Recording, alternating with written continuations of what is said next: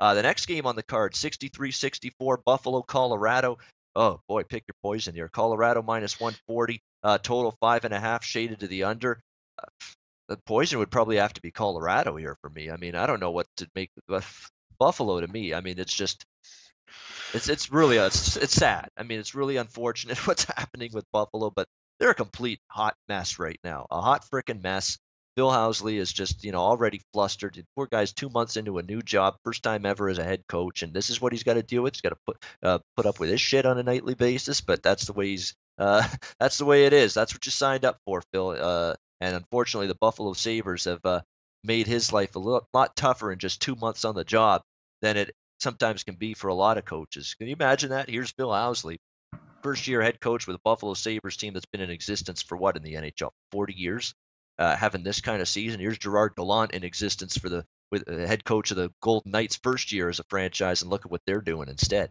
I mean, unbelievable difference here with these two coaches in these two spots. But, it's just been tough for Buffalo. Goaltending's no good. Defensively, they're a sieve. The offense, as I've mentioned many times before, has not lived up to the billing with a Jack Eichel on it, with a Ryan O'Reilly on it, with a Kyle Okposo on it. You should be able to score more goals than you have. That's sometimes been an issue as well for the Buffalo Sabres. Now you're going into Colorado. The one thing about Colorado, prior to the 7-2 beatdown they took at the hands of Dallas, they've been a good home team this year. Still have a good home record at the Pepsi Center on the season. God, I don't love laying minus 140 with Colorado. That's a nasty feeling for me to want to do that, but I don't know if I can make a case for Buffalo. Hey, guess who's going to actually say a few words here on the show now? Dana Lane is going to talk. It's fantastic. You know what? It's funny. It's just one of those days where all the games that he mentioned wanting to speak about, they're at the back end of the rotation. So unfortunately, we're only getting to him now, but he is involved with the Sabres and Avs. I know it's the top game on the card tonight. It's a thriller. It's a massive game. We're looking forward to it. But Dana, welcome to the show finally. Buffalo, Colorado. What you got here, my friend? Well, I can't wait for this one to start, and I appreciate you allowing me to have some time on the show. But as far as the line is concerned, we could find a 130 minus $1.34 at Pinnacle. So, I mean, I guess I don't have any problem laying that because I just feel like I have the better team here. I mean, this is a Sabres team that has lost 11 of their last 12. They can't put the puck behind anybody. They're dead last in scoring. They barely average 2 goals a game. They're just over that, 2.07 goals a game.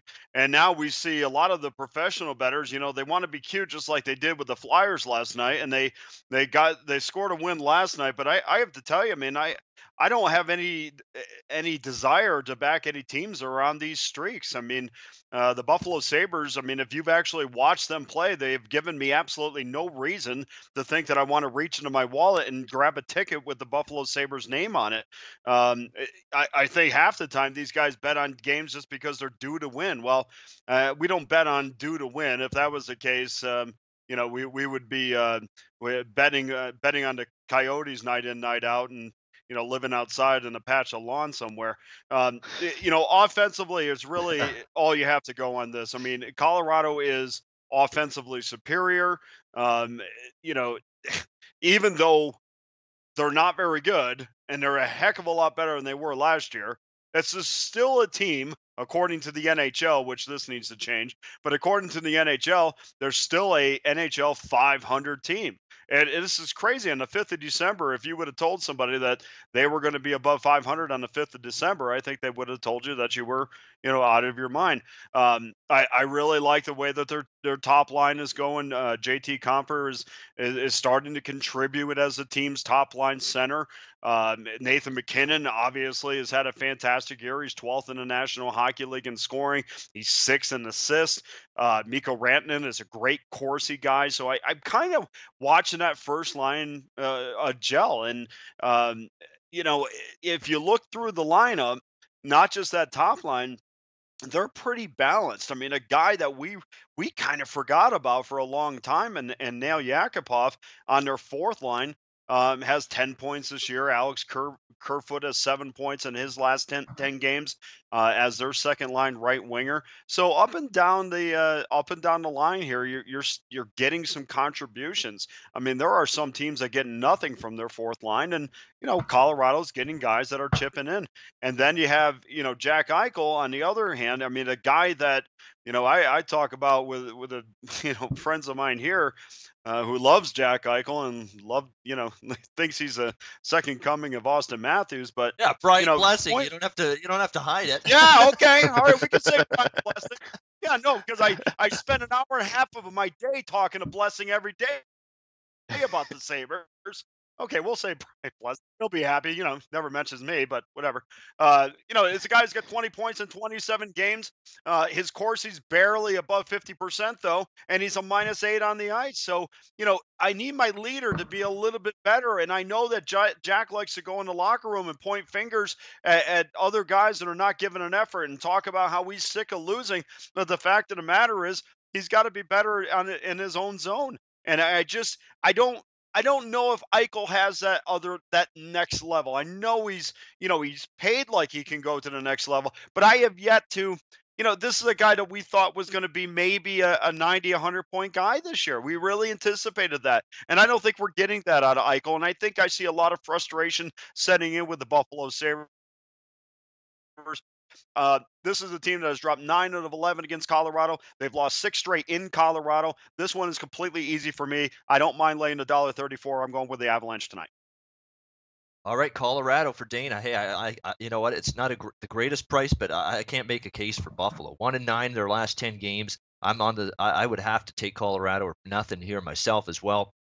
1-9. Think about this. 1-9 in their last 10 games. The one victory, guys, was against Edmonton, 3-1 on a night the Oilers were ridden with the flu throughout their team, and a Civ goaltender in net, Laurent Brossoit, who has absolutely proven he has there is no way, none, zero, that he should remain as a number one goalie in the NHL. He's proven that.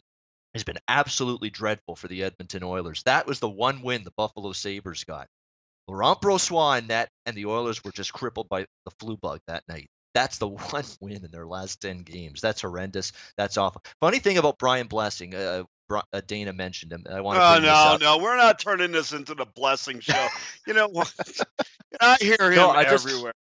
What's funny is that Morency knows him well, and and all the time he would come on Morency's show, he's given picks and all this stuff, and he would often give picks on local Buffalo and Western New York teams. And they ended up, after hearing it so many times, splicing like a little audio together, and they'd have Gabe and his buddy, Cam Stewart, would laugh their tails off every time Brian picked a Western New York team. So they spliced a little audio clip together and one time they were laughing, and Brian's like, yeah, giggle away, boys, giggle away. And basically it was an audio clip, and it's like Brian's voice going, Buffalo, Niagara, and Canisius. Giggle away, boys, giggle away. And it's just basically they were making fun of him. They played that clip every time that he came on the show. It was absolutely hilarious. Buffalo, Niagara, and Canisius. Yeah, all those little Western New York clips. If anybody doesn't know Brian, I did a radio show with him all last year and a little bit over the summer, and he's a great dude, knows his hockey here in Las Vegas, and but I'll tell you, he's never seen a game that he didn't like from Jack Eichel, and I had to hear it for about 8 months. So good dude, though. Exactly. He is. We're just funny. He loves his Western New York teams. God love him for that. We got Carolina, Vancouver, 65-60. Oh, Ian, I'll have a quick note on that Colorado game. I think I emailed you. Oh, yeah, go ahead. Oh, sorry. Yeah, go ahead, Andrew. Sorry about that. Go ahead. Go for it. First of all, Dana, I'd really agree with you what you said about Jack Eichel. It's kind of amazing to see how a player will go so quickly to disagree with the media or to always try and stir some kind of pot or make these comments saying, I'm tired of losing. I don't like the way we're playing as a team right now. But I think it definitely does always start with yourself. I mean, if you're on a really bad team, obviously your plus minus might not be the best, or you might not look like you're making the best plays all the time. But I'm pretty sure as people that follow hockey day in and day out and analysts in the NHL, you can still tell a player if they're playing well, even if they're on a really crappy team, I think. And with Jack Eichel right now, that's not the case. I mean, he's not playing a two-way game. He does not find that leadership character quality, I don't think. And from what I've seen and from what it's really shown up in the stat sheet, he's not able to show up for big times, for big games. And I love using the phrase "big time players make big time plays," and I don't think we've seen that from Jack Eichel quite yet in this league. And I don't think we've seen that, that goal with 40 seconds left in the game, or that goal to start the game to give his team a boost, or him flying around laying big hits, or him on a penalty kill making the key block shot. And I think that when he was first entered into this league, that's what he was expected out of him. He's got that comparison to Austin Matthews. And right now, you look at Austin Matthews, when he plays, he has that full confidence. He thinks he is the man. He knows he's the man of this Leafs team. And I don't think Eichel really feels like he has that, even though he's supposed to be that man. And he's, when you look at this Buffalo Sabres team, there's not really much to look at. So that he kind of has to be the one to carry the bulk of this load. But when I was looking at this game, initially, my first thoughts when I saw this game was, Andrew, you got to take the under. What is Buffalo going to do? I said to myself, what could I really think to want to take an over in this game? And then you look over here at some stats, and you find out the total has gone over in 8 of Buffalo's last 11 games in playing Colorado. The total has gone over in 4 of Buffalo's last 5 games on the road against Colorado, and different things like that. And it really makes me wonder. And you look at the under as well. I mean, the under's just 4 out of the last 5 games for Buffalo. The total has gone under, and they can't really get a beach ball in the ocean right now. The worry is the Colorado Avalanche. I mean, they've been relatively an over team this year. They've been able to put up some numbers, and I'm happy to see local Halifax product Nathan McKinnon doing well this year. But I think I'll have a smaller lean on the under, guys. But I'm going to stick right with Dana on that and say there's no way at all that I'd really be interested in taking the Sabres team. I'll just lay the juice and hop all over this Colorado Avalanche team. The stats don't lie, and from what we've seen out of these 2 teams, you just kind of look at it plain and simple. And I've used this phrase before, and I've had people kind of say, what exactly do you mean on that? But I'm going to challenge this Buffalo Sabres team to put up any kind of offense. That's what I mean by that. I'm going to challenge them to do anything. I mean, that's why I'll have a small lean tonight on the under in this game, simply just to say, hey, look, Sabres, do something for me. Put up a goal, make a play, score a power play goal that will crush my under, because right now I don't think there's anything they can do, and I'm not going to take an over with this Buffalo team, that's for sure.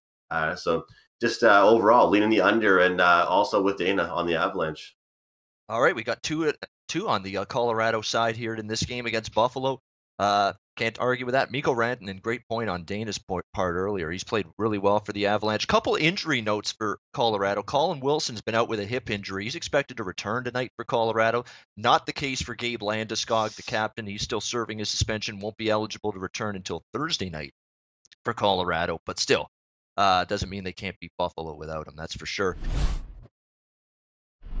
Hey guys, thanks for tuning in to our channel. Now, we've put a lot of work into producing all these free videos, so please help us out and keep all our content free for you forever by simply liking, sharing, commenting, and subscribing.